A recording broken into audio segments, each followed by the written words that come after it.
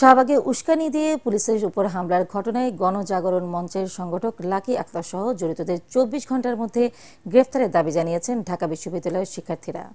মধ্যরাতে বিক্ষোভ মিছিল শেষে তারা বলেন, শাহবাদীদের সামনে রেখে কারা দেশকে অস্থিতিশীল করার ষড়যন্ত্র করছে তা দেশের মানুষ জানে। তাদের সতর্ক করে দিয়ে শিক্ষার্থীরা হুঁশিয়ারি দেন, গত ১৫ বছরের জুলুম ও জুলাই হত্যাকাণ্ডের নির্দেশদাতা শেখ হাসিনা সহ জড়িতদের দ্রুত বিচার করতে হবে। এদেশকে যারাই পিছিয়ে দেওয়ার চেষ্টা করবে তাদের বিরুদ্ধে ঢাকা বিশ্ববিদ্যালয় বারবার রুখে দাঁড়াবে বলেও জানান তারা। রাত ১টার দিকে বিশ্ববিদ্যালয়ের হলপাড়া থেকে মিছিল নিয়ে রাজু ভাস্কর্য হয়ে শাহবাগে সংক্ষিপ্ত সমাবেশ করেন শিক্ষার্থীরা।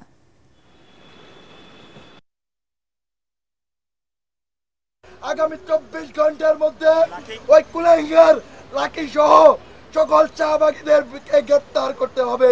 ১৩ সাল থেকে ২৫ সাল পর্যন্ত যেসব হত্যাকাণ্ড, যেসব দুর্নীতি, যেসব ফ্যাসিবাদ তৈরি করেছে সেই সবের বিচার হতে হবে। এখনো যদি জুলাই গণহত্যায় জড়িত করে পুলিশ সদস্য বাংলাদেশের আইন শৃঙ্খলা পরিস্থিতি বিনষ্টের চেষ্টা করেন, আপনাদের বিরুদ্ধে আমরা কঠোর ব্যবস্থা নেব।